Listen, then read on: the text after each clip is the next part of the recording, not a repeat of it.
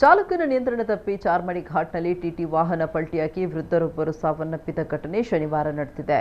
ಭದ್ರಾವತಿಯಿಂದ ಧರ್ಮಸ್ಥಳಕ್ಕೆ ತೆರಳುತ್ತಾ ಇದ್ದ ಟಿಟಿ ವಾಹನ 10ನೇ ತಿರುವಿನಲ್ಲಿ ನಿಯಂತ್ರಣ ತಪ್ಪಿ ಪಲ್ಟಿಯಾಗಿದೆ.